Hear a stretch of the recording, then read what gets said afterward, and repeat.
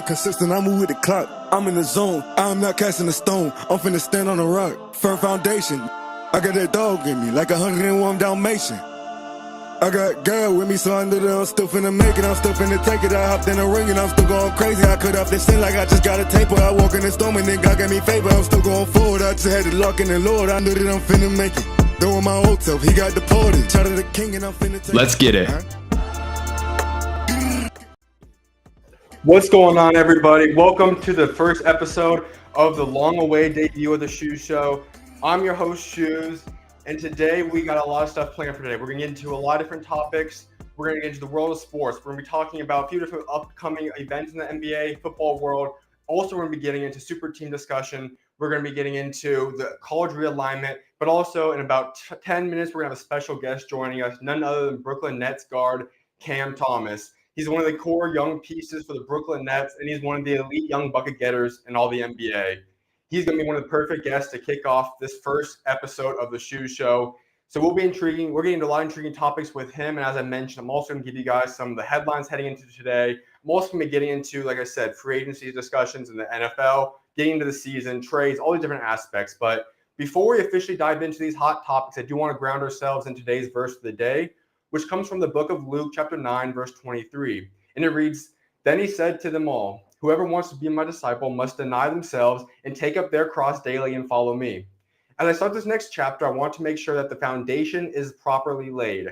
As I mentioned throughout my return video, my life has drastically changed over the course of the past year. I am a follower of my Lord and Savior Jesus Christ, and I plan on doing so with everything I can for the remainder of my life. Therefore, the only way to really necessarily do that, I've learned, is you have to deny your old self, lose my old self. I need to fully pick up my cross and follow Jesus every day of my life, to the best of my ability at least. While I might not be perfect, the goal is to become a little bit more like Jesus every day. So that is what Luke chapter 9, verse 23 means to me. And also that is today's verse of the day segment. Now, every show I'll make sure to kick off with a new verse of the day, so do look forward to that every episode. With the foundation laid now, I want to jump into the very first episode of the SchuZ Show, where we'll be engaging, as I mentioned, in a conversation with Cam Thomas. We'll be discussing college realignment as well as super team. So I appreciate you guys all for joining me today. And so let's get right into this now. So a few of the headlines heading into this day is that there's been a lot of big things going on. Obviously, NFL is just around the corner. We're about back into it now. And the crazy thing about that is that we have preseason games already on the way. Hard Knocks debuted last night. We have preseason games going on this week and weekend and all that different stuff going on.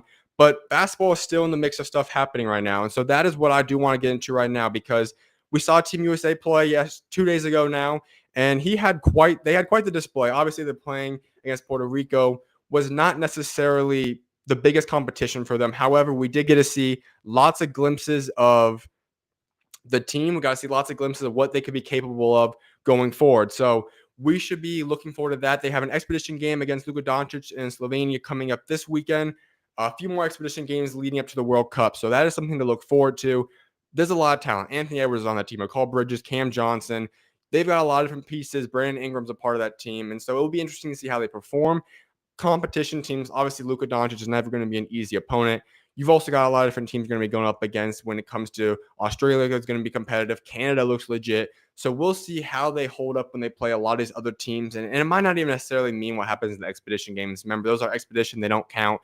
It's essentially just a practice game for those teams. So that's what we're going to be looking forward to. It should be a lot of fun. Lots of exciting things are going to continue to happen on that landscape. Another aspect is that Josh Hart did agree to an extension with the New York Knicks.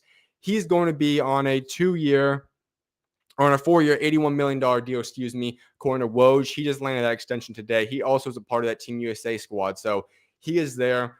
As for NFL free agency news, Kareem Hunt, he could be on the way to the Colts. He is having a visit right there now with them. He also visited the New Orleans Saints a couple of days ago. So we'll see exactly how this all unfolds. It should be exciting, most definitely. Now, with that being said, though, there's going to be a lot of topics we're going to get into. College realignment is only just beginning. Tons of moves have been going down on that aspect. We see Washington, Oregon now joining the Big Ten as well, obviously joining the movement of UCLA and USC also going out there. As for the Big 12, they pull in their slew of Pac-12 teams, bring in Arizona State, Arizona, and Utah. They're also obviously added on Colorado a little bit as well. So that conference looking loaded. SEC has made their moves with Texas and Oklahoma. ACC has rumors of having what they're going to be having. So we're going to dive into a lot more of that after the interview with Cam Thomas. But right now, I'm going to go get him set up and bring him in here. So I'll see you guys in a couple minutes right after the break. And appreciate everyone for joining me. I'll see you guys in just a couple minutes, as I mentioned.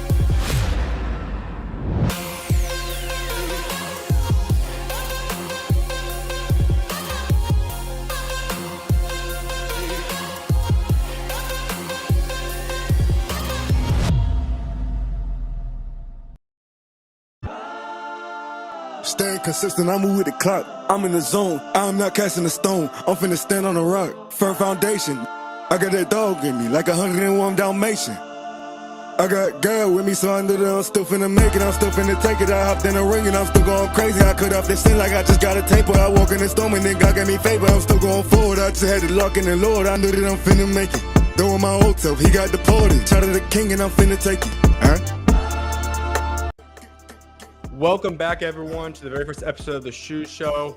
As I mentioned, heading into the break, we have a very special guest joining me today. He's been a player that I've been super high on since high school. When I first started covering the game of high school basketball, at least, he was up in his junior season going to Oak Hill, and ever since then, I've been high on his game since his Oak Hill years all the way to a single season out at LSU. He's now been in the NBA for a couple of years with Brooklyn Nets. He's one of the most prolific young bucket getters in all of the NBA, and that's Brooklyn Nets guard Cam Thomas. Cam, how you doing today, man? Not much, man. So first and foremost, you're in the middle of an offseason now. And when I think about it, I mean, this is a lot different situation the past couple of years. The first 2 years, you had summer league, rookie adjustment season. Also, you're heading into a team that a lot of people kind of perceived as a championship team. So you had a lot of veterans in front of you. You had Kyrie Irving, you had James Harden the first year. Going into this offseason, is there any difference for you mentality-wise or the way you're approaching it? No, not really. Just still approaching the same way.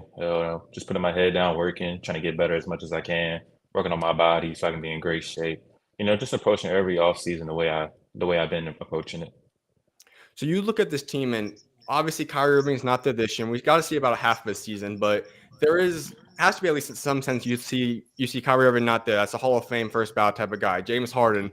So Sure. on paper, at least, is a little bit more of an opportunity for yourself now. You head into the year, and obviously, no disrespect to Spencer Dinwiddie, he's a great player and whatnot, but there's more opportunity at least for minutes. You're also heading into year 3 for yourself now. What are your expectations now as you head into year 3 for yourself? Yeah, really just like I said, just keep improving. I don't really have no expectations because you never know what can happen in the season. So I just try to keep my head down and try to play the best as I can because I feel like me playing the best as I can is good enough. So I just want to keep my head down, keep working, keep improving every day as a person and player. Well, there's one thing I learned, and I was not quite familiar with this before I did some research a little bit more on yourself, but you are obviously born, or you've been raised in America now, but you were born in Japan. So can you take us through that a little bit? Yeah, that's just family being in the military. They got Mhm. stationed over there, so I was born over there. I was only there for like a year. I don't really remember much about it. Mhm. So that's just a little good little story. Just me being over there for a year. When I was first born. One interesting thing that a lot of players we see doing now is we know it's World Cup time. I know you got 2 teammates out there currently playing for Team USA, but there's been a lot of guys that if their parents or their grandparents or someone, they somehow get citizenship to play for another country, they're trying to play for them in the World Cup or the Yeah. Olympics. I have to imagine there's at least an opportunity or way to do that through Japan. Has that been something they've approached you about? Have you had any interest in that? Could we ever possibly see you suit up for Team Japan one day? Honestly, I have been a little interested in it. Mhm. I think my team has looked into it. I don't really know the details about it, but I think my team has looked into it. But either it's USA or Japan. Maybe one of these years in my career, I'm looking to play. In the World Cup, Olympics, whatever. So I just want to have that door open for either team, honestly. Mhm. So I just want to keep it going. So the Olympics are next year, and then I know it'd have to be a 2 or 3 year gap until the World Cup comes up again. Is Yeah. next year a possibility, or do you think you're kind of just staying locked in for now on this, and maybe later on in your career, will that be 5 years from now, 4 years from now, you could consider that opportunity then? Yeah. Honestly, right now I'm not really interested in playing, in the World Cup, Olympics, whatever that is Mhm. right now. Maybe like you said, 4 or 5 years down the line, I'll be Mhm. more interested. But right now, I'm just trying to focus on, the NBA portion, trying to solidify my career there first, and then worry about the other stuff. So I just want to, take it one step at a time, take one goal at a time for myself.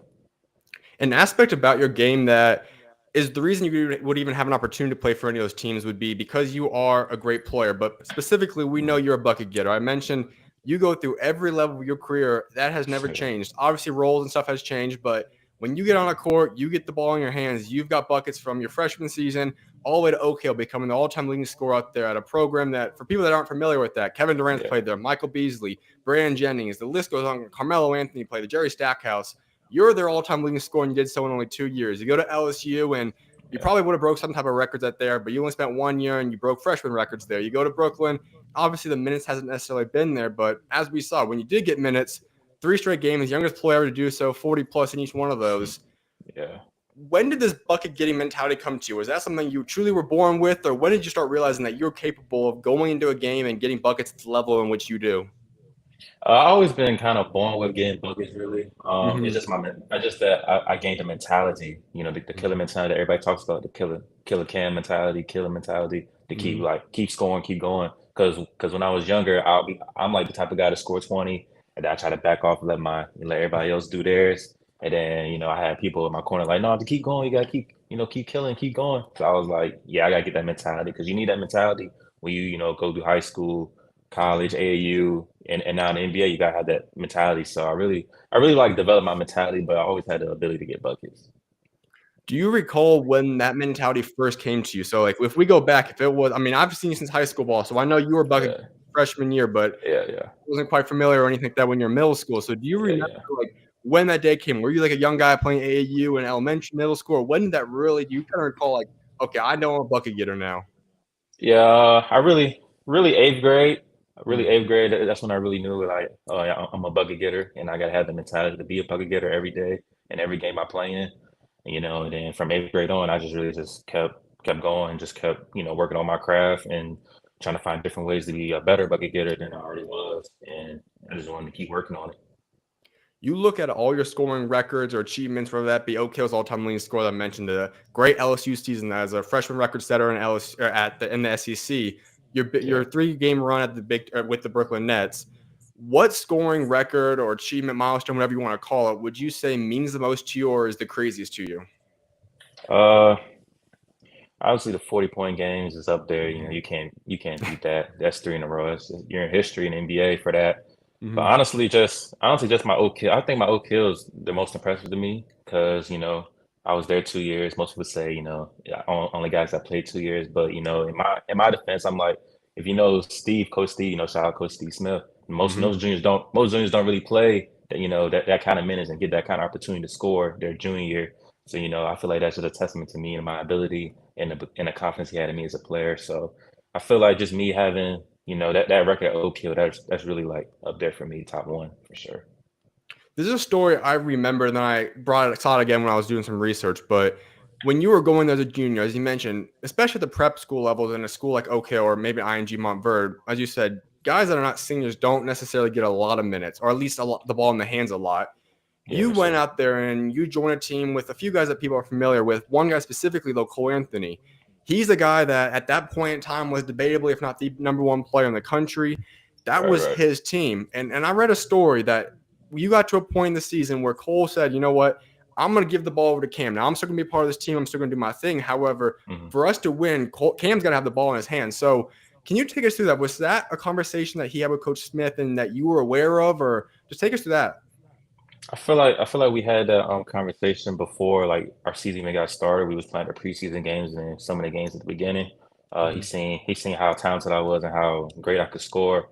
And then that year he was more focused on trying to get the triple doubles and just showing everybody that he's a all around point guard. Going coming into the league, going to UNC, showing he could be that all around point guard who can get triple doubles, defend, score two, rebound, just everything. So I feel like that was really like a good match for me to get my name out there so that I get buckets on any level, against anybody, and then him showing his ability to play all around. So um I feel like we kind of established that at the very beginning, but it just came out later on during the middle of the year, about how, I guess he deferred to me Mhm. offensively because, I mean, I was the leading scorer on the team, and then he was trying to be the true point guard on the team. So I feel like it really just worked out both ways for us.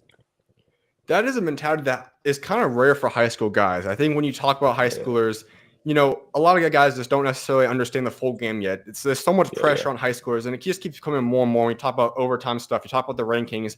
It's really a mentality that I think is unfortunate an aspect for some guys, where it's got to be all about yourself. Not a lot of yeah, guys like to take that sacrifice. So for when you sure. see a guy of Cole's caliber decide to take a backseat role in a sense, what did you learn from that? Just, I mean, I really learned that it's just him as a person, really. He was all about winning that year. He was all about winning. He was all about, doing whatever for the team to win. Because that's, just how everybody say, if the team wins, everybody wins. So it's just, I feel like that's just testament to him. And and honestly, he's really a big part in me being the 5-star player that I became at Oak Hill, getting ranked high, playing all the big time games. Just because he sacrificed his scoring. Because I think in EYBL the EYBL that year, he Mm-hmm. was the leading scorer, Yep. and I was like fourth or fifth or something like that. And then average 25, 30. I've been cool with it, but he wanted to take a back seat to me offensively and let me do the scoring, and he can do the other things for the team. So that was just a huge testament to him as a person and player. So I can't thank him enough for that. Before you went to Oak Hill, you did a unique thing as well. And I know I read about too that you and your mom decided to sit out your sophomore year. I know there was some kind of dispute or whatever with the coaches or whatever. But that's not a thing that typically is done, at least in this era. We see a lot of people say, you know what, we need to be playing basketball 24/7, games all the time. There's no sitting out. And you decided to say, you know what, we're going to take a back seat for a season. I'm just going to work on my game, practice. What led to that decision, and how much did that end up benefiting you long term? Yeah, what really led to it was just that I knew that I was playing AAU, so I knew that I still had basketball to play. I didn't take the entire year off, so I just wanted to, whatever happened with my high school, it is what it is. But I just wanted to, keep working on my game, just work on everything, get stronger, and just get ready for the UIBL because I was 16. Well, yeah, 16 playing up to the 17s that year, so I had to, just be ready for that because that's where the college coach is everything. 17s, EYBL is like no other, so you got to be ready. So I knew I had that in my back pocket. And then honestly, it's really benefited me just the way I work now, just knowing how to get ready for a certain season, knowing when to prepare, when to do certain stuff, my routine. So I feel like that really helped me out a lot for sure. So you look at all the different levels in which you've been getting buckets at. When we talk about at Oak Hill, you play constantly high level prep schools, top players. You go to college, same thing. EYBL, same thing. NBA. As I mentioned, you scored at a high level each and every single stage. At each level, though, who would you say was the best defender? Now, obviously, you still put up buckets and it didn't necessarily matter to you, but who was the toughest defender at the high school level, the college level, and now the NBA level for you? Um, Honestly, for me personally, coming up through, it was more like the team defenses. It wasn't out because in high school, AAU and all that, I never really saw just one-on-one anymore. So I feel like I was really just, it's a compliment to me, but I never really had like a one-on-one ISO every time in high school, AAU, and college. So it was more like the team defenses. So Mm-hmm. everybody game plan for me. So that was really it. The NBA, I don't really play much, but when I do play, when I get like a lot of minutes, Mm-hmm. um,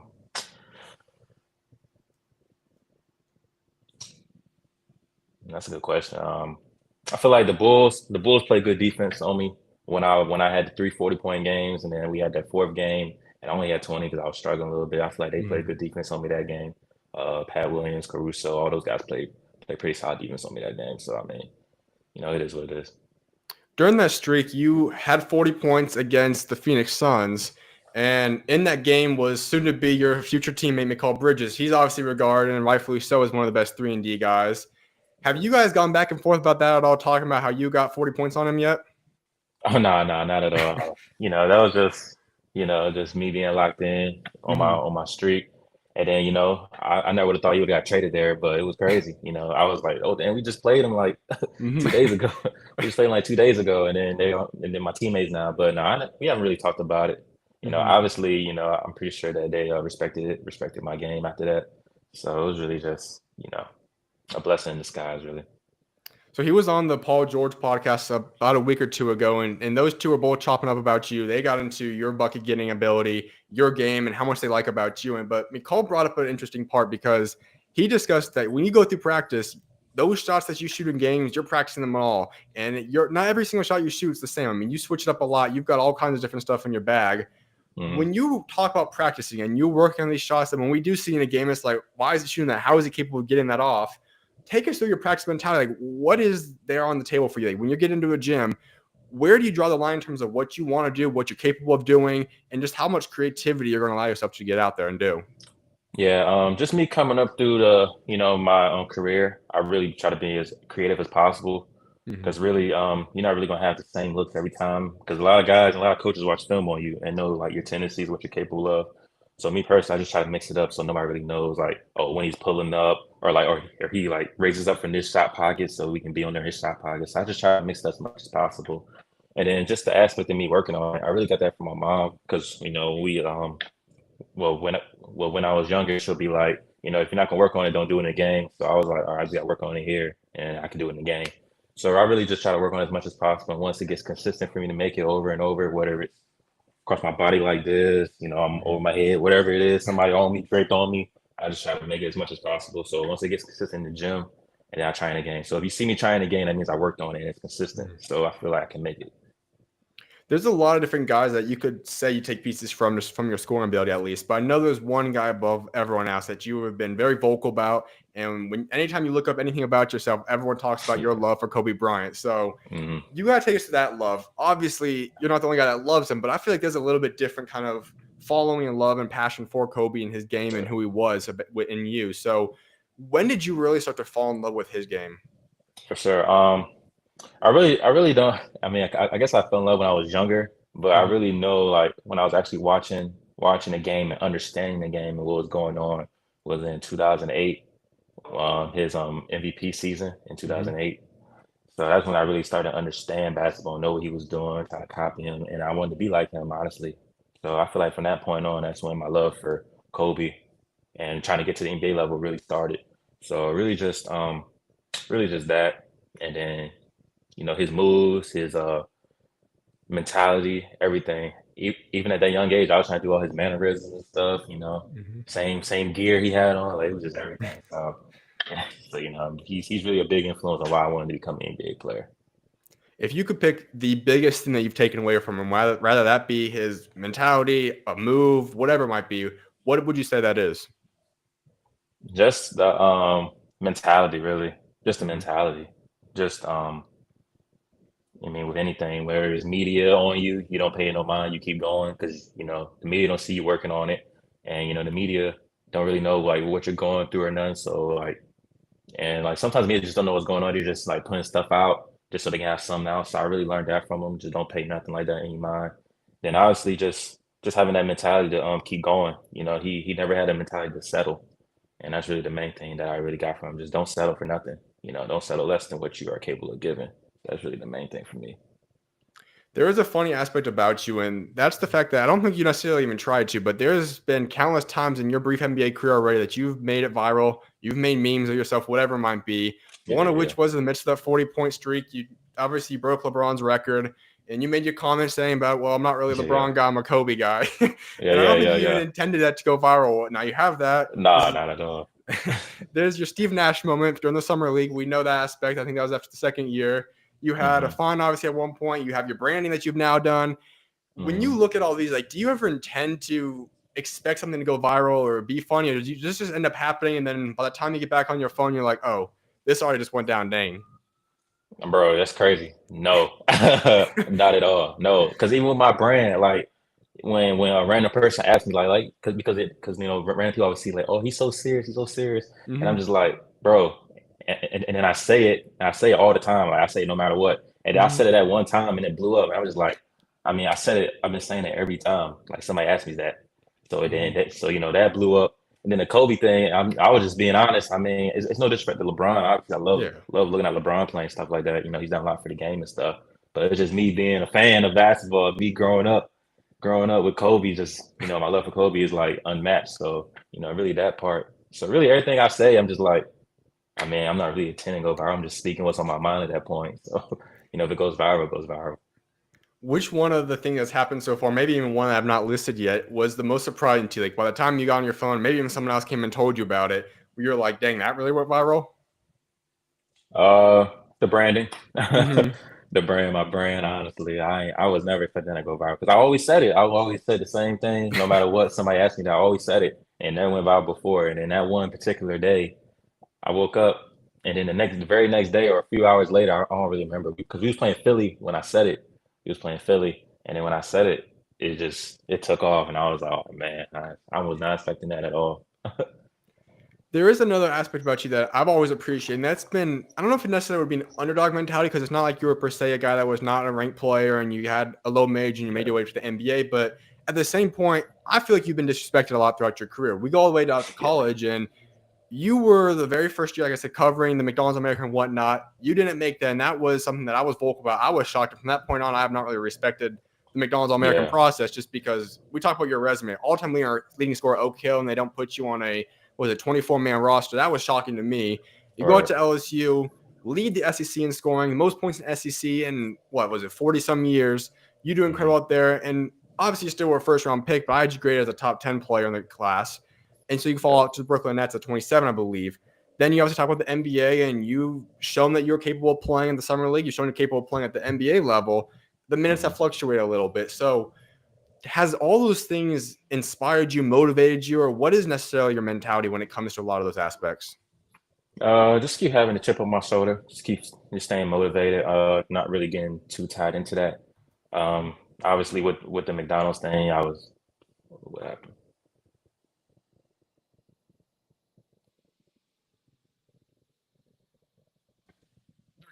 I'm good. I'm good. Okay. Yes. So obviously with the McDonald's thing, I was pretty upset the first day because obviously I worked hard and I feel like I was real deserving of a spot.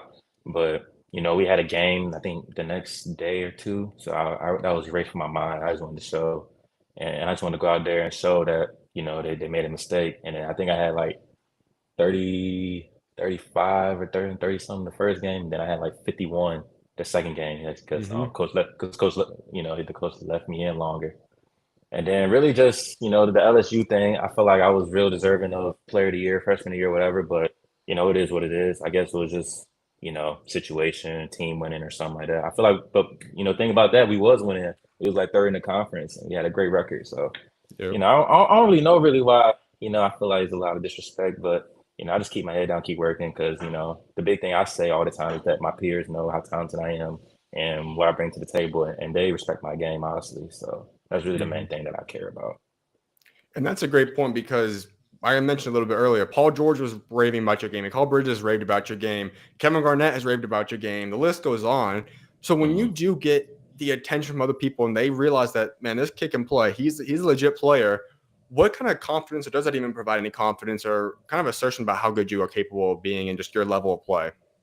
No, it's just like I wouldn't say a pat on the back, but it's like a sign of like, my work is paying off and that my peers at this level see what I'm capable of and they respect my game being so young, going to my third year, last year being my second year, and they were saying how talented I am, how much of a bucket I am at only 21 years old, my second year in the league. And those are like great players like KG, Hall of Fame player, Yep. Paul George, Hall of Fame player. Mikal could come into his own, being a star on our team, and then like for us to have the two guys, take me under their wing, KD, Kyrie, them to respect my game and stuff. So that's really, I'd probably say the biggest thing for me is as long as my peers respect me at this level, that's all I care about. That's like a big sign of like, your work is paying off.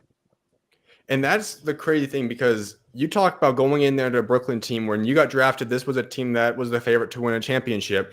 And that was the one thing. At first, when I was like, man, he's falling this far down. That's crazy. It's shocking to me. But then I looked at the team they're going Yeah. to. And I'm like, well, I know he's a bucket getter. Now he's going to be able to be mentored by debatably three of the best scorers, offensive players of all time, period. hmm And Kevin Yeah. Durant, Kyrie Irving, James Harden. So when you were going through that draft, and I have to imagine that still getting drafted was a huge experience. That was amazing for Yeah. yourself.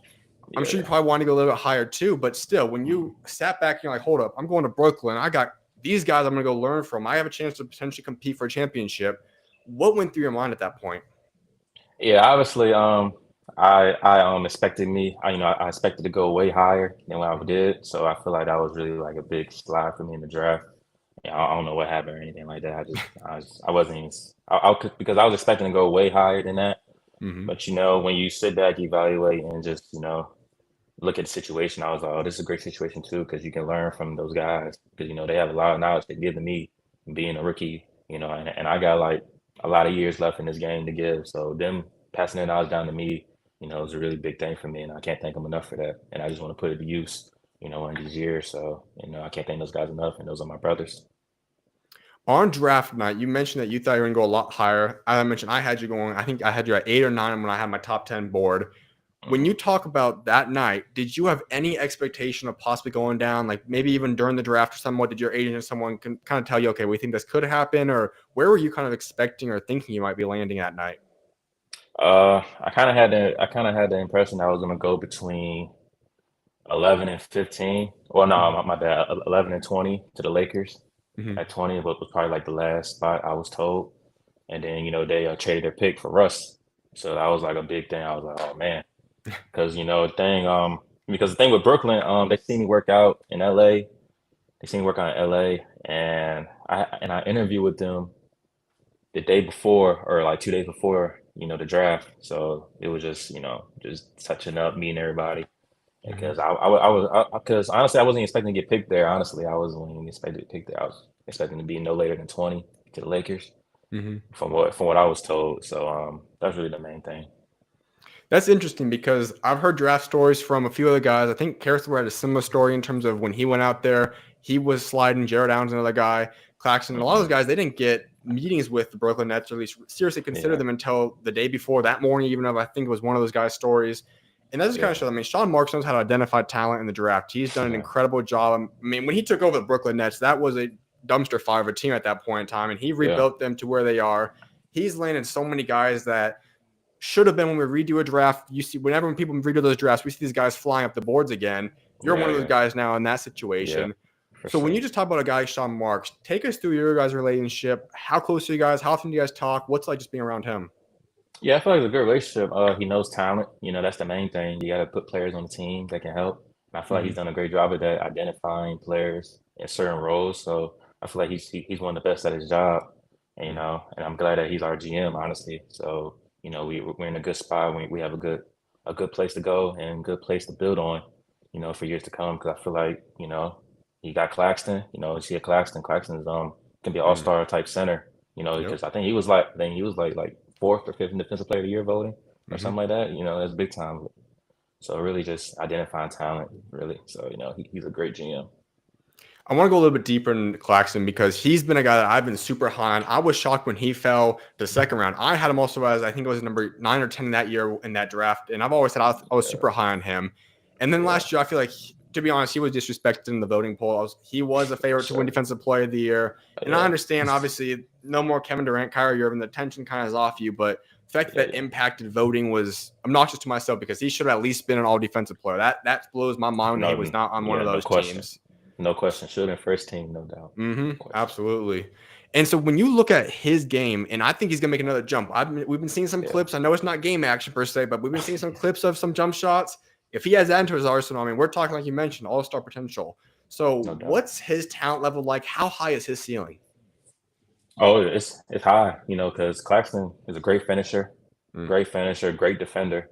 And the main thing, really, I guess, and even he'll tell you is the free throws. I think if he Yeah. knocks down at least 60, 70% of his free throws, that's better. That's way better than, instead of like 12 points or whatever he had, that could be like 15, 16. Yep. So that's really the main thing with Clax. But Clax super talented, finish both hands, and guard the perimeter, guard the paint, and and he's made a way big jump from when I came in to now. So that's really Yep. the main thing. So that's really a big thing. I, His ceiling is unmatched. Okay. I want to go back a little bit to LSU because you were coached by a guy in Will Wade who did an incredible job out there. And I know it might be a little controversial, but he obviously had that season with you guys. He was in the midst of another great season. He gets let go. And obviously at that point, okay, we don't know what's going on. We know his investigation stuff's happening. So anything could have happened to these coaches. And they Mm-hmm. decided to move on, part ways. Okay, it is what it is. Now we come out and we see the suspension really wasn't even that significant. I believe it was 5 or something games at his Yeah, new program. So when yeah. you look at that, how do you feel about the way LSU handled the situation with Will Wade? Because he obviously was a great coach. He built that program up to being a team that I would have been shocked if they were not an annual top 25 type team. How did you Sure. kind of feel about that situation? I feel like the school handled it the best way they could. Mm-hmm. I mean, it was only so much they could do. Their hands were tied, really. So I feel like that's really the main thing. But I love LSU. I love Coach Wade. I still talk to him here and there when I have the opportunity to. He comes to some games here and there Mm-hmm. when I'm near like Louisiana or something. He'll try to come out to a game or something or like wherever I am. So we still have a great relationship. So you know. So that's really the big thing with me. I love Coach Wade. I love LSU. So I don't really have nothing to say on that, really. Your college recruitment came down to two schools, UCLA, LSU. What was the differentiating factor between LSU and UCLA? Why did you choose them over UCLA? Yeah, just my relationship with Wade, honestly. He Hmm. had a great relationship with my mom. Because me being an Oak Hill, you can't really call me all kinds of ways. I got no signal, so he was really like in contact with my mom every day. She'll tell me, text me or something, and be like, like she was talking to Wade all the time, every day. So that's really the main thing. But the crazy thing is that I mean, UCLA was like right there because Cronin's a great coach. What he did at Cincinnati, and I knew he'll turn around UCLA as we seen. He's a powerhouse again. That's really the main thing. So I feel like they were like neck and neck, but I feel like my relationship with Wade was much closer and more together than I was with UCLA. So like and plus I kind of knew what I was getting into. Cronin being a new coach, I didn't really know what I was getting into. Instead of like with LSU, I knew what I was getting into. He'd been there, you Hmm. know. So that's really the main thing. You kind of hinted at something about Oak Hill, and that's that you guys don't have necessarily the best reception out there, so you couldn't talk to a lot of Yeah. people. And I've interviewed quite a few guys at Oak Hill, and I know the story always typically, we can't really do it until we're off campus somewhere else. So can you take us to that? Mhm. Because I don't think people realize when they talk about prep schools, people don't really watch them Yeah. until they're on ESPN or whatnot. Yeah. Oak Yeah. Hill is unique. It ain't in Florida. It's not in LA, whatever it might be. Like you guys are in a Mhm. place that doesn't have a lot of reception, out in the pretty much You're middle of saying. nowhere. Can you Yeah. take us through living like that for 2 years? Yeah, it's tough, especially when you first get there. It's tough. Your Hmm. first, probably say your first month, you're gonna feel like you're ready to go home. You want to leave, go back home. So, because that's how I felt my junior year, my first month. Because it's tough. But then once that first month ends, you're on the road. You're playing games all the time. You're playing home games, and we're flying somewhere, play somewhere. We're doing something. We always got games. We're like 30, 40 games in a season. So that's Yep. really so that really like takes your mind off being there as much because you're just practicing school, then go play. So that's really the main thing. You had a teammate at LSU who you've just not been reunited with in Trendon. He's coming in for a training camp deal. Can you take us to that a Mhm. little bit? Like, how excited are you to have him back with you now? Oh, it's cool. It's just, having somebody around that I play with. Hmm. I played with him before. So, he's a talented player, can dribble, pass, Hmm. rebound. He can do everything on the court, really. He can do everything, shoot. So I'm just being that Swiss Army knife for us, really, that's really a big thing. So I'm excited to play with him. He makes the game easier for me as a scorer. So that's really a big thing. So I can't wait to play with him again. You two went through a very unique experience because that was the season after the COVID situation. So you guys have a tournament that I don't think we're ever going to see again. You guys had to go into a bubble. And I've Yeah. heard stories that didn't sound like the most fun. I know there was about a 48-hour quarantine in your hotel room by yourself. Then you got to Yeah, go yeah, out and play. But you got to take us to that experience because this is around COVID time. It's not yeah. a typical basketball experience whatsoever. What was the Mhm. bubble situation like when you came to the NCAA tournament? Yeah, it was just, it was crazy. Because it was like when you get in, you can't leave. You can't leave your room. It was crazy. You couldn't even leave to go in the hallway. It felt like you can't even go get food. Really, it was just crazy. You had to go from point A to point B. You can't do nothing. You couldn't go out walk. Couldn't do nothing. So it was like as soon as we had a game, you're in your room the whole time. We had Mhm. practice. You come back, you're in your room the whole time. You just got to sacrifice. It was tough, really. You trapped in a room all day until you got to go play. And then you play late at night some games. You play middle of the day some games. So you was just chilling all day until that time. So it was tough, but it is what it is. So I believe, like I said, it was 48 hours, 2 days straight of being in your room when you first got there. I don't Yeah, think too many people want to say they want to be stuck in a hotel room for 48 right. hours. So how Exactly. did you get through that time? I mean, they had like a little smart TV, so just watch Netflix and sleep the whole time. That's really the only thing you could do, Netflix and sleep. So that's really the main thing, honestly. That's all I did. But at the same time, you got to get in the mentality because you're playing on the biggest stage in all college basketball. You're getting ready to play a Exactly. basketball game. And I don't think Exactly. too many people out there are going to advise the guys to take 2 full days off of basketball to go play in a game. So, Literally. how did you get your mentality in the right place? How did you get your ability to go out there and play? Because you still went out there and balled out 57 points in your 2 games in the tournament. Hmm. How did you stay ready, even though you pretty much were put in the most impossible situation to stay ready? Yeah, just me being locked in and knowing, what was at stake, because everybody knows the tournament is a big thing and you got to perform in the tournament. So that's really Yeah. the main thing for me. And then obviously we had practice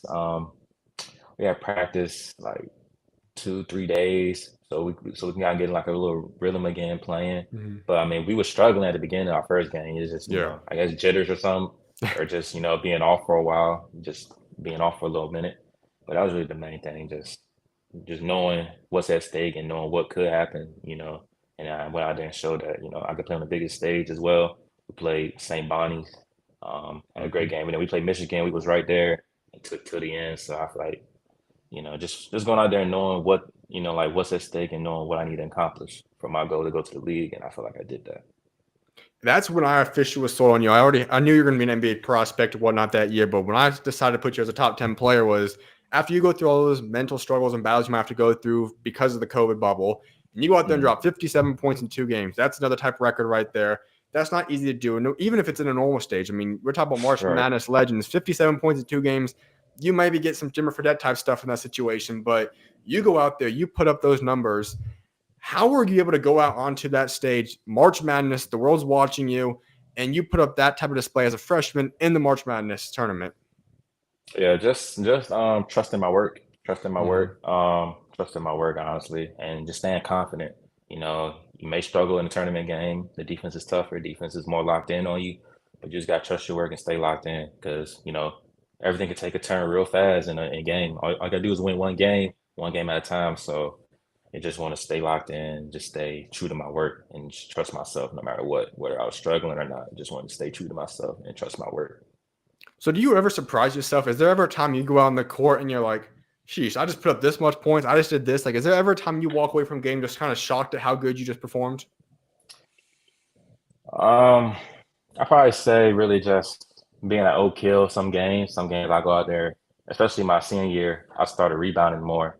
And Mm. like some games I have like 30 and 10. And I think one game we played in the Bojangles badge, I had like 42 points, 15 rebounds. I feel like that game really surprised me the most because I had 42 and 15 as a guard. So I feel like that's probably the main game. I'm like, yo, I'd be like, just at 42 and 15, at 42 and 15 on Oak Hill. So it was crazy. That's probably the main game. I'm like, yeah, I surprised myself at that one. I know we've been talking about this bucket getting a mentality for a while now, but another situation involving that has been the Summer League. You are a Summer League legend. You have the most Mhm. points ever averaged in the Summer League. You also have the second most points ever averaged throughout a Summer League time span. So Mhm. you go out there and you're playing the Summer League your first time around. You're a rookie and you go out on the stage and you average 27 points plus. What was that first Summer League experience like for yourself? Yeah, it was great. Just being a rookie, you're getting a first taste of NBA basketball. That's everybody's first chance to show the world, like, okay, we're capable of playing on this level, and that's why I wanted to Mhm. show. Especially being a later draft pick, I got to show a little more. So that was really the main thing, just me going out there and showing that I can score on this level as well, and just produce as much as I can. And then my second year, I mean, that just happened. I wasn't even trying to score that many points because Steve at the time, our coach, he wanted me to be more of like the point guard role. So that's what I was really trying to work on and stuff. So me scoring that many points, it just happened. That's just me playing. So that's really the main thing. I mentioned it when I talked about the meme part earlier, but there is a moment I got to ask you about. I'm not sure if you've explained it off Yeah. before, but we know Yeah. that Yeah. you're getting interviewed after the game and she's asking a couple different questions and you kind of just do the laugh, roll your eyes type of situation. Can you take us through that a little bit? Like, was there any other Yeah. meaning towards that? Just what all went down with that reaction? No, I wasn't no meaning towards it because I mean, I feel like she worded it wrong or like she worded it wrong and then like made it seem like he was like attacking me Mhm. some more because I feel like I was passing that game. I was getting everybody involved. I had like 7, 8 assists that game.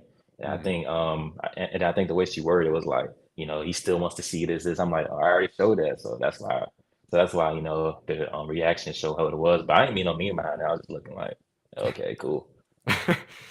So it was more so directed towards her question as opposed to Steve Nash then? Yeah, yeah, for sure, for sure. 'Cause I'm just like I was passing, like I was getting everybody involved. I was making an extra pass, passing the open Mhm. guy, getting the threes up. If I one more for three that game, I was on really playmaking that game. So I feel like it was just more towards her question than the coach. When you look at your two coaches now, you have two coaches throughout your career in the NBA. Steve Nash the first year and 7 games, whatever it was, and then obviously Jock Vaughn since then. What's the Mm. difference between the two coaches, just for you personally, like not as a team aspect, but in terms of you, your relationship, the way you guys get along, whatever it might be, like how would you say the two compare? They're pretty similar. I feel like everybody's different in their own way. Mhm. So JV is more of the how can I put it? Like he's more of the players coach. You know, he wants the guys to interact. You know, during the walkthrough. You know, put our input on it, see what we go through. You know, see how we feel about it. And then Steve is more.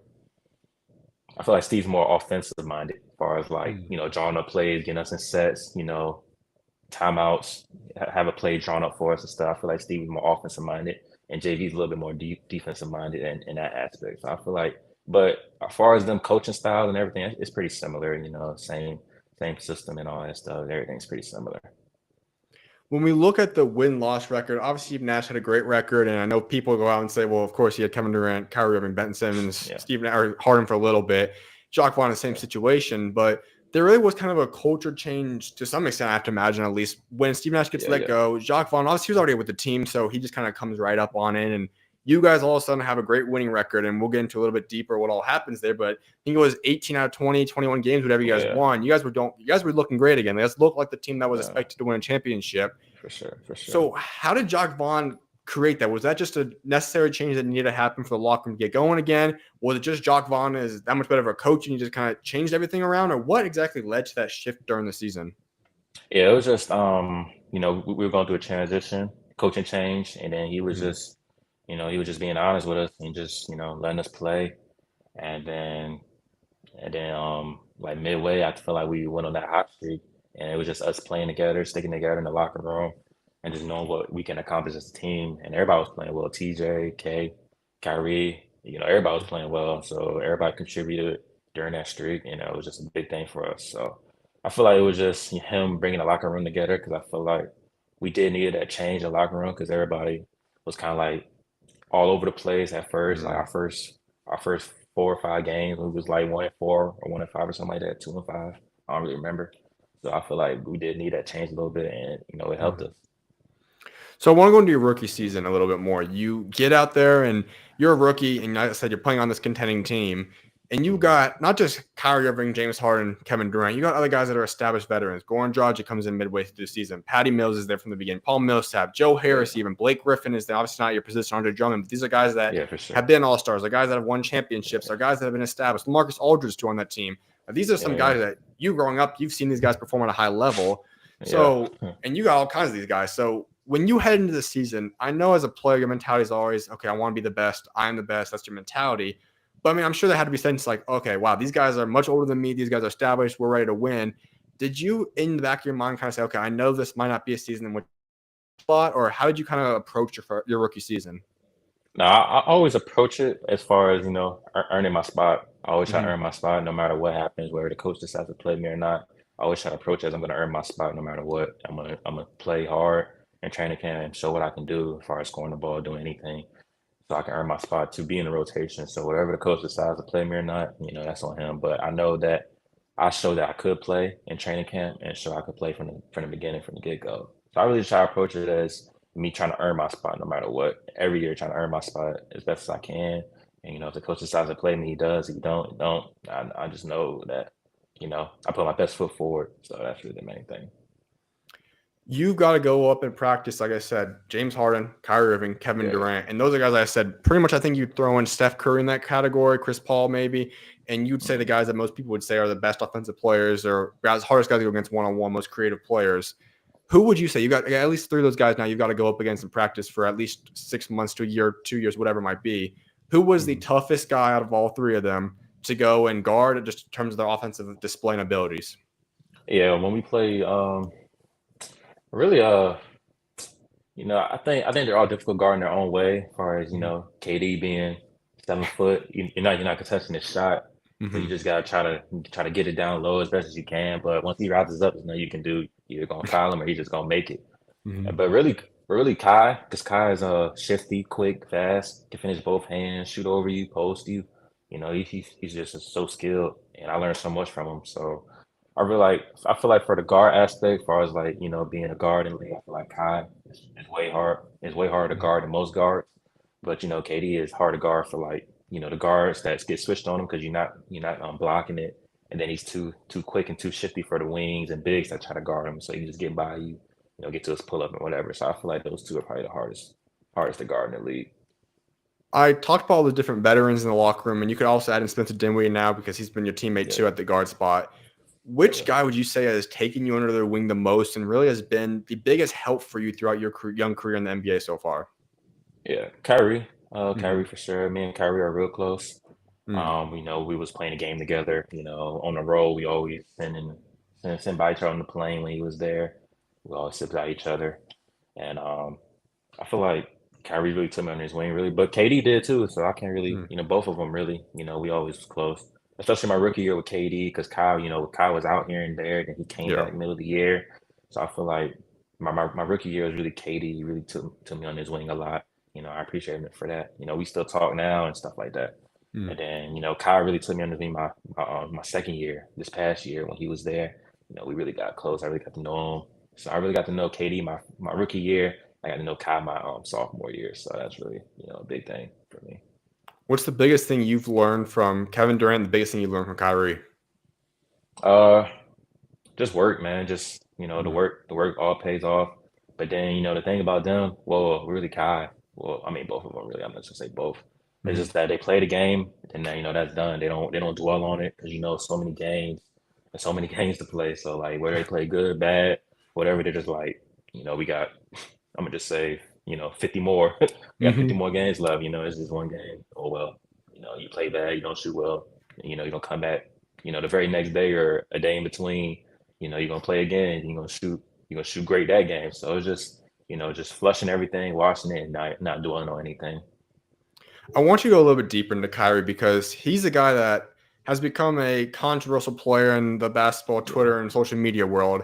And in my perspective, whatever person does off the court or whatever it might be, we can't necessarily judge it. I'm not in the locker room with him. I don't know exactly how that looks like, but whatever Mhm. opinion might be based around him and his theology, his whatever might be, I think that for whatever reason, it's now impacted the way people view him as a player on the court, which I don't know how that makes sense in my opinion. I think that he still Literally, is an elite player, and I feel like he gets no doubt. disregarded. He gets talked about not enough. He doesn't get the respect he deserves because of whatever people's opinions are of him as a person and whatnot. So you're the guy, though, that's truly been in the locker room. You've talked to him. You've been with him. And we see on social media, these people say, Kyrie's a locker room cancer. He does this and the third. And I don't know how Mhm. people come up with that because they're not in the locker room, but you're the Right, guy with the right. true answer there. So can you talk us through that? Like, what is Kyrie Irving like in the locker room with you personally, just with the whole team, whatever it might be? Yeah, Kyrie's like one of the guys, man. He's like one of the guys. He be cracking jokes and all that stuff. Obviously, it's a certain time and place when he's serious. We got a game, he's serious, or just serious that day, whenever.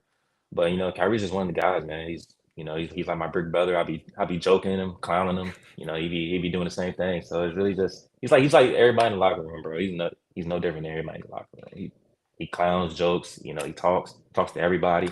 He's just a great overall person. So I feel like people get what he believes and what he stands for mixed up with who he is as a real person, Mhm. as a father, as a husband, and all that stuff. So I feel like everybody really just gets that, mixed up. But he's just a great overall person, bro. I can't even express that enough.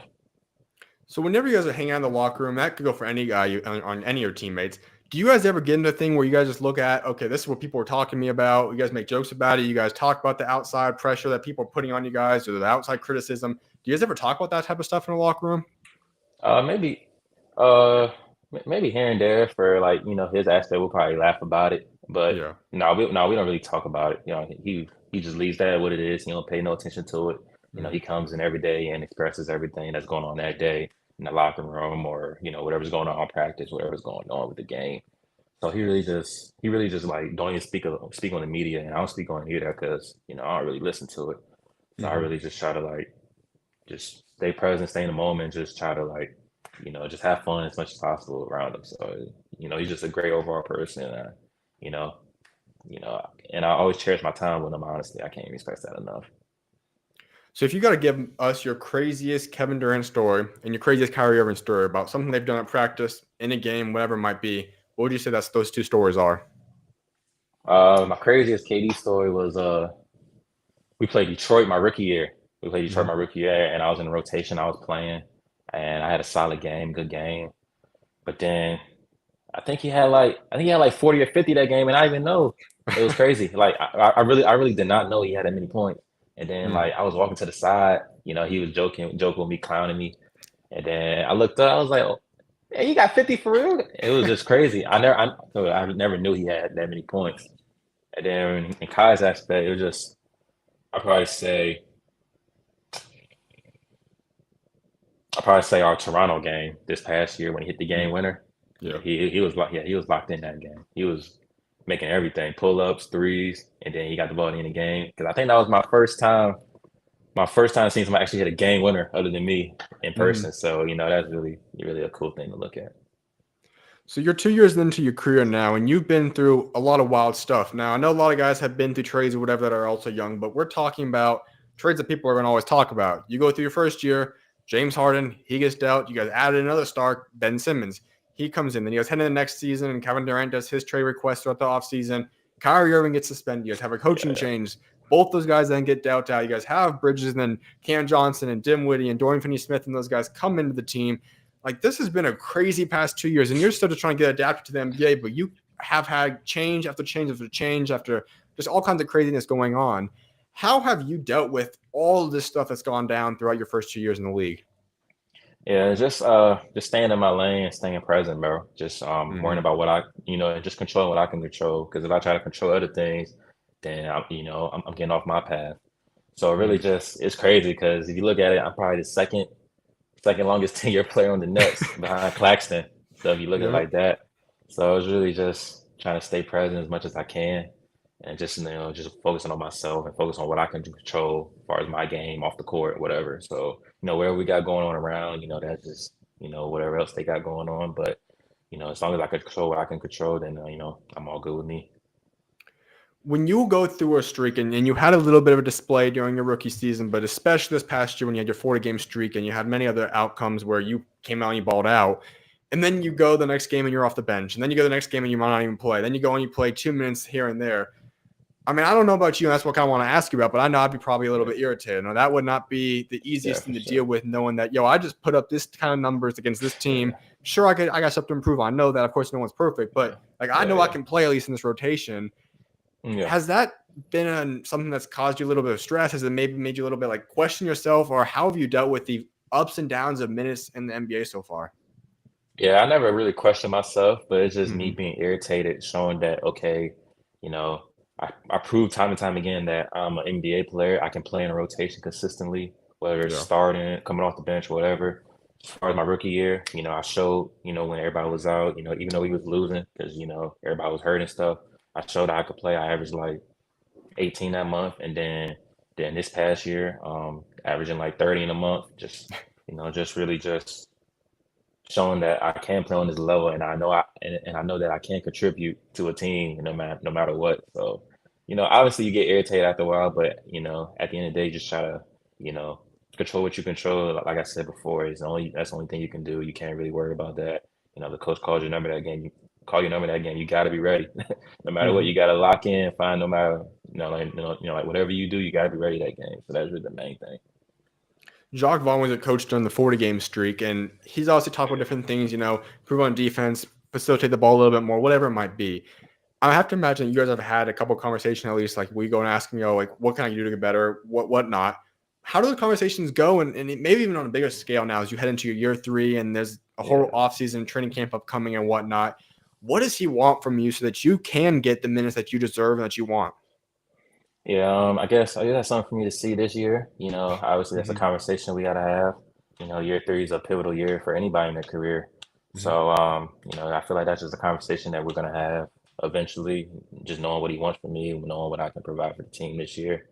No matter what it is, I just wanna, put my best foot forward and keep working hard at it and just, show that I can be a consistent player in a rotation no matter what. And I feel like I have shown that no matter what. So like whatever Mm-hmm. happens, happens. I just want to control what I can control. I'm not saying this is going to be the opportunity, and maybe we'll never know this, but we saw the opportunity you've had and what you do with it. If you were to Yeah, have the ball in your hands the whole game, you're the guy for a whole season, 82-game season. How much do you think you're averaging? ball in my hand, 25, no doubt, Mm-hmm. easy. 25, no doubt, easy. And that's just me knowing my ability and knowing what I can bring every night. Because I feel Mm-hmm. like, because I see like the little stats on Twitter. Some games they be like, when Cam Thomas plays this certain amount of minutes, he averages 30, or he plays this amount of games with this amount of minutes, he averages 25. So I feel like if I had the ability to play with the ball in my hand, make the decisions, all that stuff, I feel like I could average 25 points a game easy, no doubt. We introed in talking about the offseason. What exactly have you keyed in on? Like, what are you looking to improve on, get better on as you head into year 3 now? Yeah, as far as on the court, I just want to keep working on everything. You can never be too good at something on the court, but really just, the shooting aspect of it. Obviously, I can shoot, but you can never be too good at shooting. You always got to work on your shooting. Hmm. So that's really the main thing. But really, I really focused on like off the court, getting my body right, being in better shape, better condition, because that's a big thing in the league. If you're in the best shape, then you can like it gives you an extra step. So that's really a big thing for me. I really focused on like the off the court aspect this off season. So that's really the main thing. When we evaluate the Brooklyn Nets in 2023, 2024, it's a lot different than the past 2 seasons. And it's Yeah, honestly, in my opinion, I almost consider you guys like a mystery team. Like, we don't necessarily yeah, know what to expect. Like, yeah, we see what McCall Bridges did, but at the same time, it's hard to say what a guy does through half a season if that's sustainable. If it's not, whatever. It's like it's hard to evaluate that. We don't know what Cam Johnson's capable of. You're another player. sure. Ben Simmons hasn't played consistently basketball for about 2.5, 3 years, whatever it might have been now. Nick Claxton, I think, could have another massive jump. And then you guys have some guys. I mean, Spencer Dinwiddie, you know what he's capable of. Royce O'Neal, Dorian Finney-Smith, and so on and so forth. How do you feel this team's looking so far? I mean, I know you guys haven't had training camp yet, but I'm sure you probably Yeah, still yeah. talk with some of the guys, seen some of them. How do you feel about this team heading into the year? I feel good about it. Obviously, like you said, we're kind of like a mystery team. Like we don't really know our identity because that team that we got together was like midway through the year. Like we were just playing, playing off the fly really. So we didn't really have a training camp with us, not really practicing because it's games all the time. So we didn't really have a Sure. chance to go through a training camp, get our identity, know what we want to do offensively, defensively. So I feel like everything was just kind of like thrown together in that aspect, and we just had to play as best as we could, and we did. Honestly, getting the 6 seed, playing Philly. Obviously we wanted a better result, but that just is what it is. We was going through a total culture change, so I feel like this training camp will be able to identify what we want to be as a team and who we are as a team. So I feel like that's really the main thing. So what's the difference between these two teams? You have a team that's expected to win a championship, lots of veterans on the team, Yeah, just a couple young guys. This team has a lot more young guys. Now, obviously, I know not everyone's super young, but you guys are still yeah, overall, yeah. generally speaking, young. It's not rebuilding young, but still have some veterans. But just not necessarily even on the court. I just mean locker room aspects. What's the difference between the two different teams? Honestly, nothing really. It was kind of like the same thing. It was great vibes in the locker room before, because those guys were great guys. We was always laughing and joking. Even this locker room, everybody's laughing and joking, and then that's really the main thing. But as far as expectations, I feel like everybody, when you have KD, Kyrie, James, or KD and Kyrie, everybody's expecting you to get to the playoffs and win a championship. As far as with this team, nobody's really expecting us to win a championship. So we're kind of flying under the radar now as a team. But I feel like, if we put the work in, we identify our identity as a team, then we can really like know and like know who we are, and we can push to be a better team, down the long road. So that's really a big thing. So who's the funniest guy in the locker room then? Funniest guy in the locker room. Uh, I had a lot of funny guys in the locker room. James Johnson was funny. Javon Carter was funny. My boy Ed Sumner was funny. But I Hmm. think this year, Dayron's funny. Dayron's funny to me. I be laughing at Dayron. Uh, Dayron's funny. So I feel like that's really the funny guy this year. But I never know. Anybody can be funny. You gotta get around guys more and know who they are and just get to know them a little bit. So I gotta see. But right now, for me and who I've been around, Dayron's the funniest guy in the locker room for sure. So have you been able to hang out with any of these guys during the offseason? Like I said, I know Ben's been in the middle of rehabbing some stuff and whatnot, but have you been able to be around you guys? Have you guys worked out much together? If so, which guys have you been with the most so far? Yeah. The only thing I think the one time we all went out to Vegas for the summer league, some of Yeah. us went out there. That's really the only time. But everybody's doing their own thing. So. Mhm. So I feel like the only time I've really been around the guys was in Vegas, and then coming up soon, we're all gonna be together, be back in New York soon. So you just gotta get ready for that. I can't wait to see everybody.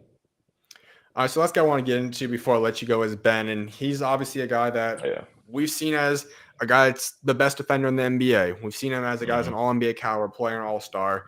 The past couple of years, I can tell it's not been what he wants. It's not what the team wants. It's all that stuff. It's been injuries. It's been all kinds of stuff going on. We've heard a lot of different rumors kind of coming out now saying, okay, he's pretty much healthy. He expects to be the best he's been, fully healthy, whatnot. what do you think he's capable of? And also at the same time, he's in a way similar to the situation Kyrie. I wouldn't say as much so, but still a lot of people from the outside are judging the inside with him. What is Ben Simmons like as a player, as a person, and also as a player, and what's your expectations for him this upcoming season now? Ben is just a great person overall. He's like my locker mate in a real arena. So we sit beside each other. We have good conversations. I like Ben. And then on the court, Ben is who he was before all the injuries and all the Philly stuff. All-star. First, second team All NBA, third team All NBA, all whatever that is. First team All Defense, second team All Defense, all that stuff. So I feel like Ben still has that potential. Obviously, it's been rough. Been hurt, so we can't really judge him for real. And then when he came back, he really solid a whole year technically. So it's kind of hard to judge him. So I feel like this upcoming year he'll be back, he'll be better, and I feel like he'll really help us as a team. So I can't wait to see Ben back to who he was before everything. For this year to be a success for yourself as a team, what needs to happen for that to happen, and what are the successful goals? Like, what's your goals for personal goals, and what's your also goals for the team? Yeah, goals for the team. I just want us to, get better every day. It is a whole new team. So, we just want to build every day, step by step, whether we're in a funk, losing streak, stay together and keep playing. And if we're winning, stay together and keep building on it. And then just goals for myself. I just want to, just keep improving, and obviously, be in a rotation more. And play and have a real role this year. Obviously, being in year 3, I want a real role this year, and just want to keep improving. But really, just keep improving on myself as a person, on and off the court. So that's really the main goal for me. Absolutely, man. Well, Cam, I appreciate taking time to come on today. I'm excited to see what God's got in store for you this next year too, man. Thank you, man. I appreciate that. Likewise. Thanks for having me on. Of course, you're always welcome on, man. God bless, bro. God bless. All right, everyone. Welcome back to the SchuZ Show. I'm excited we're going to get a couple different topics right after this interview is complete now. We're going to get on a break. We're going to get into college realignment. We're going to talk about possibly some NBA super team stuff, recap some headlines going on right now. But once again, I just want to appreciate Cam for coming on today. He obviously is a player, like I mentioned. He's a complete bucket. He's capable of playing at a high level. And the Brooklyn Nets have a team that's capable of shocking a lot of people. We see a few guys that have all-star potential, all-NBA, defensive player of the year, mentioned Nick Claxton. Cam Thomas is obviously capable of doing a lot of things. So I'm ecstatic to see what they've got in store. I'm thankful that Cam came on once again. And folks, I'll see you guys in a little bit. It's going to probably be about 7-8 minutes, but I'll see you guys right after the break.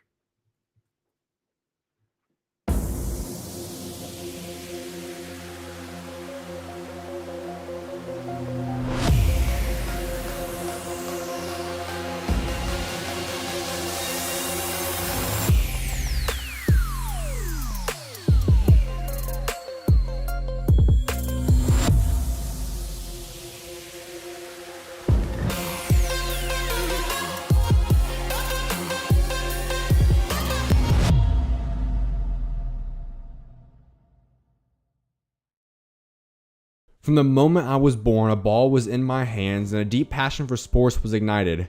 My dream was to play the game for as long as possible, but God had other plans.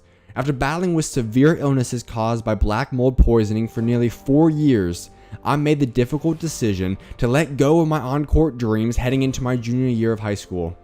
However, I was determined to have one last victorious moment as an athlete, and that was achieved on February 9th, 2019, when I ran a marathon at the age of 16.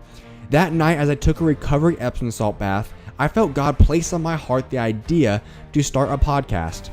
Although I didn't know where to begin, the first episode of SchuZ Views dropped on March 11th, 2019. Over the next 1,183 days, more than 600,000 people tuned into 1,056 interviews. Then, on June 6, 2022, my final interview for over a year was released featuring Jameer Young. I never once thought that I'd be off the air for over a year. But the truth is, there was something missing in me. At first, I thought creating a website would help fill that void, so I went and put together SchuZ.net, but nothing changed. Throughout the next month, I continued searching for answers, and eventually, God worked in the only way that would have gotten my attention at that point in time. Through something work-related. By the end of July 2022, my parents blessed me with the opportunity to build a studio. However, before breaking ground, the real change began. On August 3rd, 2022, my life changed forever. Once again, I happened to be taking a bath late into the night, and suddenly, an indescribable feeling came upon me. It was a profound urge to open up my Bible and read. I turned to 2 Corinthians chapter 4, and since that night, not a single day has passed without me spending time in the Word. You see, what was missing all along was Jesus. On August 6th, my dad and I began to lay the foundation for the next chapter of my career. Simultaneously, the foundation of who I was created to be was also being laid. Over the years, I had lost sight of my Lord and Savior Jesus Christ. I knew of God, but I didn't know Him, and I certainly was not following or living like Him. But day by day, the new me began to take shape. My former self's sole priority faded away, and I began to live out the acronym I often talked about, FJTFOE. It stands for First Jesus, then Family Over Everything. God became my everything, and He transformed me entirely. He helped me rediscover my love for family, running, lifting, playing basketball, giving back, the church, and most importantly, Him. This journey began with a craving to nourish my old identity, but God's hand was always in control, rapidly shaping my new identity. As God transformed me, He also grew my relationship with every member of my family. Together they stood by me and contributed to the person I am today. Through it all, Ephesians chapter 3 verse 20 manifested its truth in my life. The blessings I received far exceeded anything I could have imagined. The truth is that God's hand has always been there, but now I'm committed to following His path. Although I may look different, and my heart has undergone a profound change, I am truly blessed to announce the beginning of a new chapter. Starting July 24th, I will be launching my new show, the SchuZ Show, which will air on my YouTube channel every Monday, Wednesday, and Thursday from 5 to 7 p.m. Eastern Time. I can't wait for you guys to join me in this next chapter. I'll see you guys soon, and may God bless you all.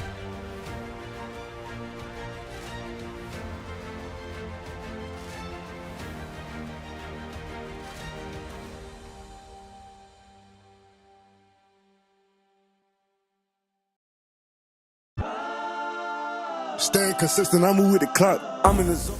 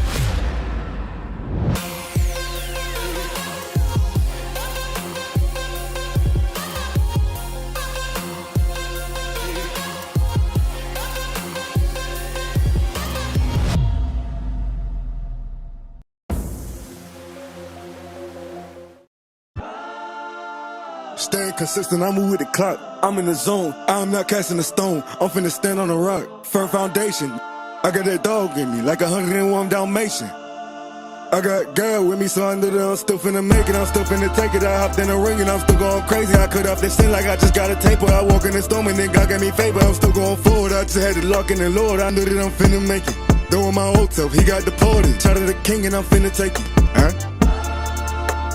Welcome back, everyone, to the SchuZ Show. This is the very first episode, and we got a couple topics I want to dive into before we wrap the show up, and one of those is college realignment. So I want to make sure we get into that today. So we're going to jump into this because this is a hot topic, a topic that's been discussed now for quite some time, and it's been an evolution over the past couple of years. All of it eventually lining us up and setting us up for a massive change heading into next season. Now, yes, the Big 12 has made some changes this season. Cincinnati, Houston. You're going to have BYU coming in, UCF as well, joining them this year. However, there are a lot more moves happening the following season. This all started off with one big thing, though. And so I do want to hop up on into the discussion of college realignment, because when we discuss the massive changes that are happening, it's going to change college football. But what I want to start off by saying is this. There's been a lot of people that mention that this is horrible for college football, college basketball, maybe even going to the extent of saying that it's going to end college football, college basketball. No, it's not. Will it be different? Most definitely. But will it be for the better? I believe so. It's hard for someone to wrap their mind around believing that just changing conferences and all this stuff happening right now is going to deplete, change, ruin, whatever might be these sports. By no stretch of the imagination is that happening. I don't see the Big 12 being ripped apart, nor do I see the SEC or the Big 10. What I do see is a conference in the Pac-12, which had a lot of teams, let's be quite frankly honest, that were not competitive and had lots of games that most people were not watching anyways. And that's, in fact, why they are moving, because the TV deal was not doing well whatsoever. And they couldn't land a good enough deal either to compete with the other major conferences.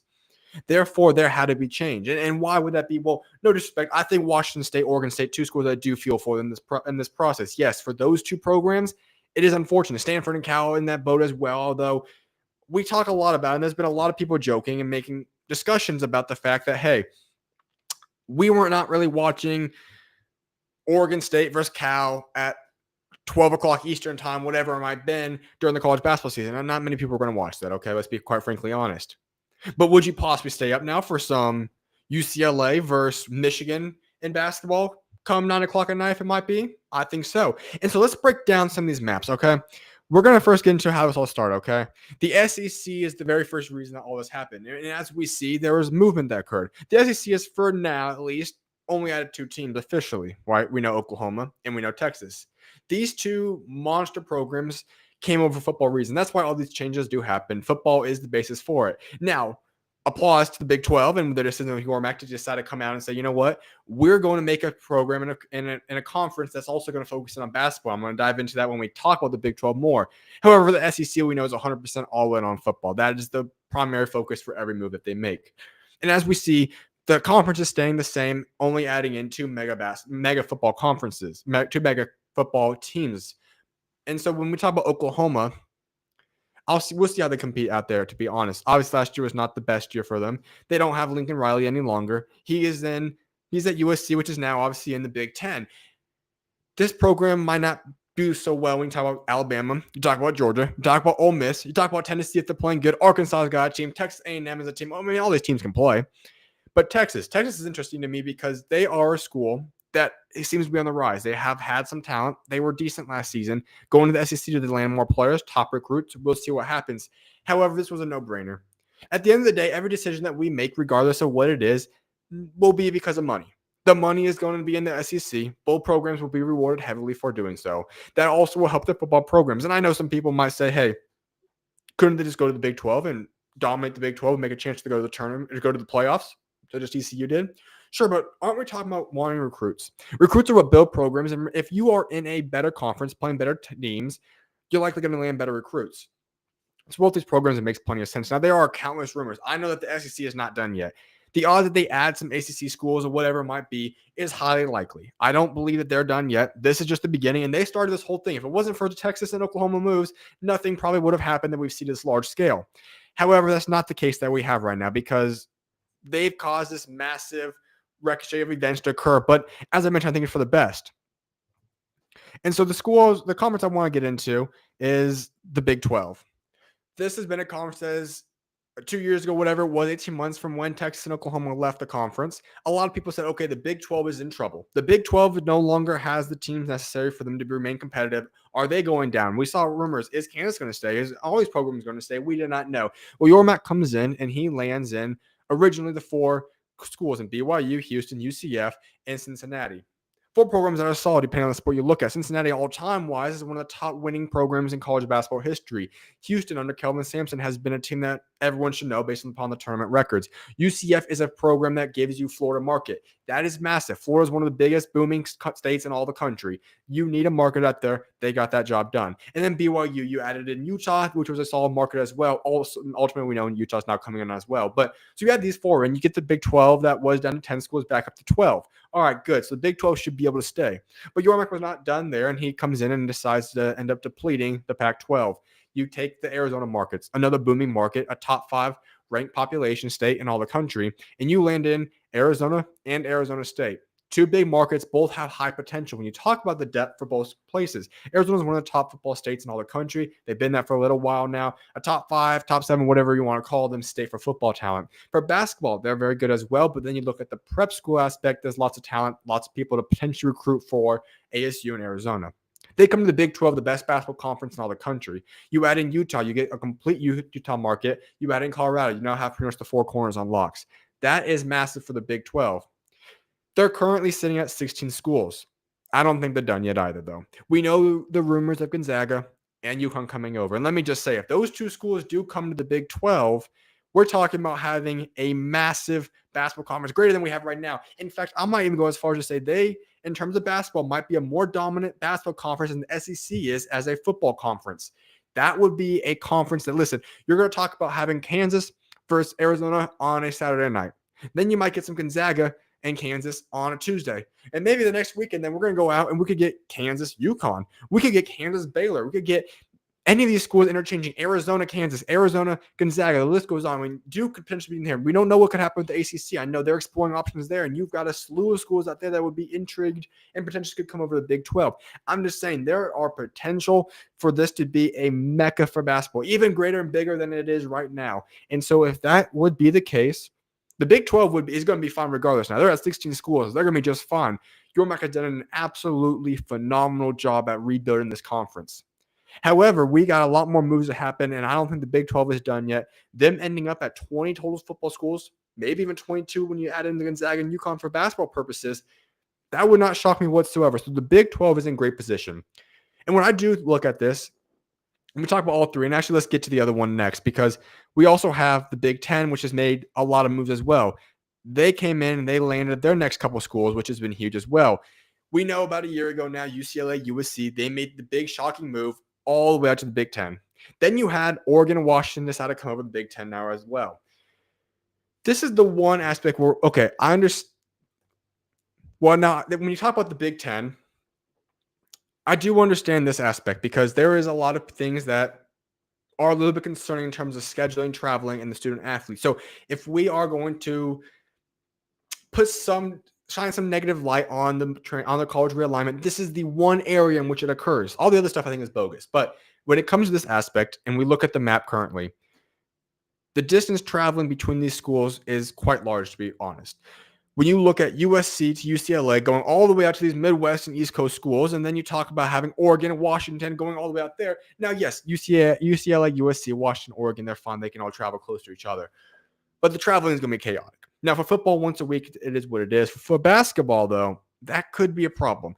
And so I'm not sure if the Big Ten's done yet. I know there's rumors of Florida State and all that, so I don't know if there's anyone that could possibly get that goes in between those schools. So this is the one map that does concern me, just because of the fact that these are student athletes and them trying to travel and stay up with school, stay up with basketball, and traveling cross country constantly is going to be a little bit chaotic. But at the very same time, you can't tell me that you're not going to be excited to watch UCLA, USC join the Big Ten. When you just look on paper, the matchups that's going to be happening, those are some spectacular matchups that we could be watching.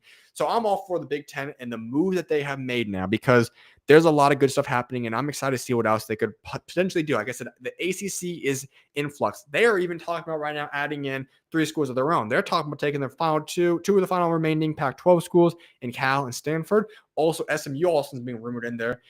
I don't know exactly like that fit whatsoever. That put them at 19 schools, if I'm not mistaken, because they're currently at 16, if I'm not mistaken. But they're probably going to lose some schools, so it might just be a backup plan. But that is a much more complex discussion to get into as to where the ACC stands, what could happen there. There's a massive deal that doesn't end until 2036. There's pull-out deals and whatever. There's a lot of stuff that's going to have to be decided before those schools come out. I don't know if we're going to get those answers in the next couple of weeks, months, even in the next year, but I think there's going to be some movement in the ACC. So when we look at these maps, though, like I said, here's the Big Ten one. The travel looks a little chaotic. I just don't see why people are saying this is going to ruin college sports. There's plenty of great matchups that we're going to see. And what we've essentially created here now is a place that is going to allow for a lot more of a spotlight. We're going to have primetime games occurring all the time. There's not going to be a time in which we don't have primetime games. We're going to get college football of great caliber games from about 9 in the morning Arizona time till 9, 10, 11 o'clock at night Arizona time. It's going to be phenomenal. What I am interested and intrigued to see is obviously the travel aspect for the Big Ten, especially. The Big 12, we've already seen West Virginia deal with it, and now they have some other companions that are close by. So it's going to make it a little bit better. And I think once they add in some other programs, they're going to be able to break it up into pods and whatnot. And that will be the intriguing thing, too. How do they break these schools up into pods, divisions, sections? I don't know how it's going to be. When we're talking about 20-plus conferences for 3 of them. But what I do love is this. All 3 of these conferences have now separated themselves from the pack. The ACC, I know, is still in the mix, and I understand that. But here we go. That's the Big Ten map, and it's. And here's the Big 12 one again. So it just is intriguing to me because the ACC is a group of schools that have talent. We've seen in football, obviously, Clemson can do their thing. North Carolina's had a few great years recently. Florida State, we know what they're capable of. At the very same time, though, basketball, it's been slipping a little bit. Jim Boeheim is no longer there. UNC Roy Williams is gone. Coach K is gone at Duke. We're not saying these programs are not great. They're still fabulous. Duke has rebounded incredibly. Coach John Shire has been phenomenal. Hubert Davis to get UNC the championship is year 1, so we'll see how that continues to grow. But what I'm excited to see now is what schools do leave that conference. I know Clemson is probably going to be gone. We hear rumors of Florida State as well. North Carolina could be in that mix as well. And Big 12 could possibly swoop in. Louisville, we've heard rumors of. Memphis is in the mix potentially. I know they would also probably have interest in Florida State if that's an option. Duke, I'm just throwing that out there. Duke would be incredible for basketball. I don't know about football if that's any intrigue there, but that'd be great. But the fact of the matter is that we now have these 3 programs, these 3 conferences, shall I say, that are separating themselves. The SEC is dominant for football. They're the best. Big 10 is just behind them. And then you have the Big 12. But Big 12 has separated themselves in terms of basketball. And this is why I want to go back to the Big 12 map here, because I've been someone that's been very high on the Big 12 and the moves that they've been making. And I think Gormack has come out and he's discussed this, that he really wants to emphasize the impact on basketball. He realizes the global aspect and the global attraction of basketball. Basketball, if people do not realize, is regards the 2nd or 3rd most popular sport worldwide. Football does not even rank inside the top 10 of the most impactful and followed and loved sports in all the world. In America, football is by far number 1. Do not get me mistaken there. This is the football country. But if you find a way to take basketball and pull it out into the worldwide global aspect, as the NBA has done, the potential to earn money goes through the roof. Basketball is only growing. Basketball is the 2nd most followed sport in America. But as I mentioned, it's the 2nd or 3rd, depending on the source you look at, overall followed sport in all the world. Therefore, the potential for basketball is far greater than the potential is for football. My apologies. So when you look at it in that aspect, and the Big 12 has made sure that they want to make a dominant basketball conference, and he's already lined up matches up. So we're going to see a matchup happen out there in Mexico this year. Potentially, could there be a game out there in Europe someday? I don't know. China? I don't know. Japan? Who knows? Australia? You never know where they're going to place these games. At Europe? We don't know. The fact of the matter is that there is potential to grow the Big 12 into an international brand. And if that is capable of being done, the next TV deal that comes up for the Big 12 could potentially rival or compete with that of the Big 10 and SEC. Now, I'm not saying that is a dominant for sure answer, but that is potentially a possibility at least. And if that is done, these schools will look like geniuses. And the potential pull of a football-based conference is no longer going to need to be done because you could build on basketball, and the Big 12 will be in position to have already have those basketball schools. You could say very quite easily that Kansas, Arizona, Gonzaga, Houston, Baylor, these are some of the top teams in all of college basketball, period. Those could be 5 of the top. When you look at the top wins over the next decade, those could be 5 of the top 10, 6, 7, maybe even. I don't know what it could be. Winningest programs in the country. We have had the Big 12 win national championship after national championship. And if you add in something like Duke, my goodness, UConn as well, they're in that group too. So you could have 6 of the top 10 or whatever might be winningest programs in college basketball over the next decade. And if that is done, well, let's just say that's going to be fun to watch. So that is my take on the college realignment. I think that it's being made too big of a deal on the negative aspect. I think, like I said, there is one aspect that we must look at, and it is that traveling distance that is being made clear from the Big Ten conference, from the West Coast schools all the way to everyone else. That one aspect is the only part that I look at and say, okay, that could be concerning. Not sure how they're going to balance that out, work that out. However, outside of that issue, when we talk about is it going to destroy college basketball, college football, absolutely not.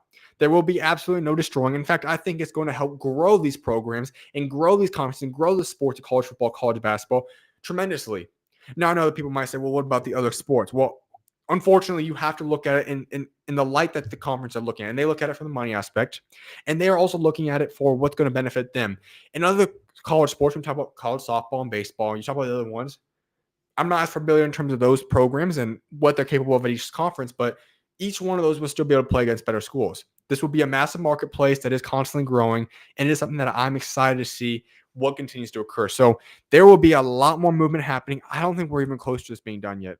I think there's going to be a ton more moves that's going to happen over the duration of the next couple weeks, months, whatever it might be. Gonzaga and UConn seem to be a deal that's heating up more and more for the Big 12 as we speak. We don't know what's going to happen in the ACC. Could Memphis be available? Who knows? But the fact of the matter is, I think it's time that we need to truly embrace college realignment. It is fun. It's going to be there. There's no point of going against it, not liking it, because the fact of the matter is that these conferences are going to change. We can't do anything about it, and we have to embrace it. The only way this does not work out is if people decide to stop watching it, and that would make absolutely no sense because tell me, who does not like box office type games? We all stay up to watch the two top five teams go at it, 2 top 10 teams, ranked matchups. Well, you're going to get that a whole lot more when you talk about these new look conferences. We're not going to be getting a lot of these garbage games. We're not going to get some of these games against a top 5 team and somebody that has only won 2 or 3 games like Cal has won recently. We're not going to see those type of outputs in games anymore. We're going to get game after game that is of elite competition. We can talk about the SEC. They are very similar to that in football. There's only a couple of schools each year that are not very good. The majority of the conference is at least average, if not above average, to all the way to exceedingly championship caliber teams. When you talk about Alabama, Georgia, they run championships. And that conference has dominated when you talk about NFL draft prospects, when you talk about wins, when you talk about national championships. That is what it's about, and we're going to get a lot more of that action. So that is something to definitely be excited for. Well, folks, right after this, we're going to take another quick break. And then preceding this, we're going to get into a few other aspects about different topics, headlines, and whatnot. So I'll see you guys right after the break.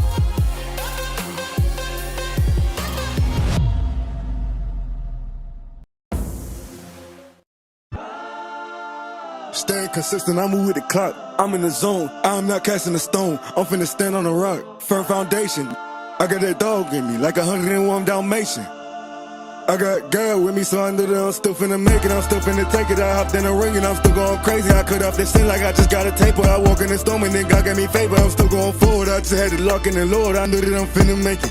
Throwing my old self, he got deported. Shout out to the king and I'm finna take it. What's going on, everybody? Welcome back to the SchuZ Show, the very first episode. Man, it's good to be back. So, everyone, we're going to have one last discussion I'm going to get into today before we wrap up this episode, and that's going to be the discussion on super teams. This was a discussion that was originally planned following the MLB trade deadline a week ago, and obviously we had a lot of technical difficulties heading into this episode, so we weren't really quite able to get into it until today. However, we're going to get into it now. So when we look at the MLB trade deadline, the biggest thing that happened was the New York Mets, the team that led the entire MLB in payroll, the team that was expected to win a championship or World Series alongside the likes of the Padres, the Yankees, and others. They blew up the entire team. The team was well under 500. The team was not very successful. And so a lot of people were looking at this and wondering, well, how could that have been possible? When you look at a team like Justin Verlander, you look at a team like Max Scherzer, that has the list goes on and on of just elite level all-star caliber players. Well, the only answer is a similar answer as to what we see with going on with the Padres right now. With a similar answer when we talk about basketball that happened to the Brooklyn Nets. We talk about a similar answer that's happened to countless of these super teams that have formed. Every sport has these, and every sport has an owner that says, you know what, I'm going to open up my book and I'm going to go pay all this money to go land a team out of free agency or out of trades or whatever it might be. Now, that might look good, but the problem is this.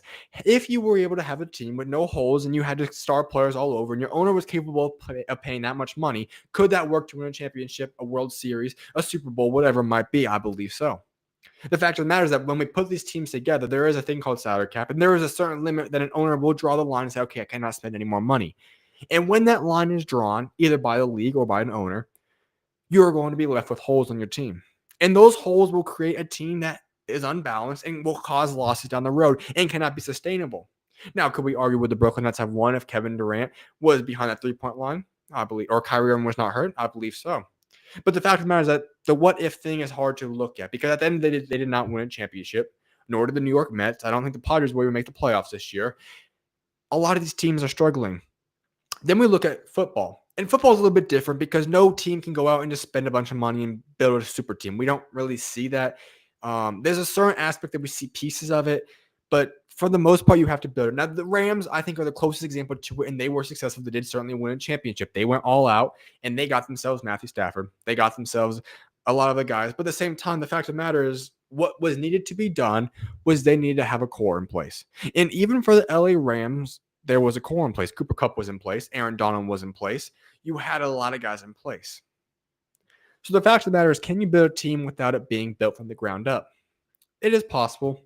But if you have holes, it will not be possible. It depends on how much money you can or an owner will be willing to spend.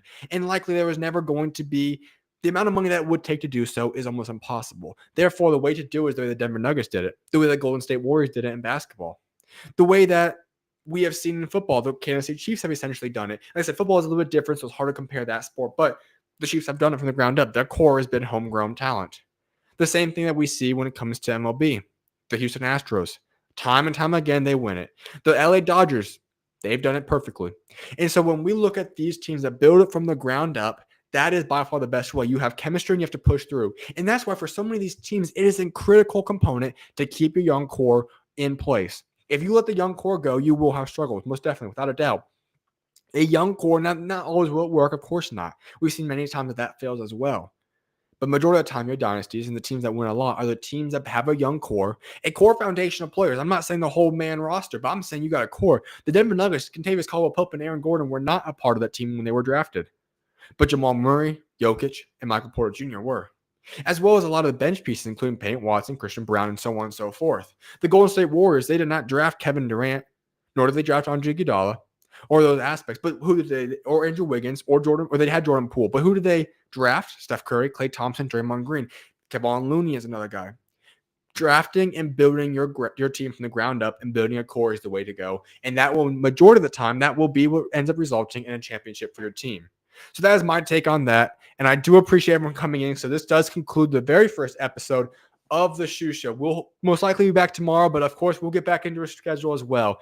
This day was a special episode I want to get done at 12 o'clock. Cam Thomas, I wanted him to come on. He was able to get on at this point, so that's why we did it earlier today. However, I appreciate everybody who tuned in today live, who's going to tune in later on.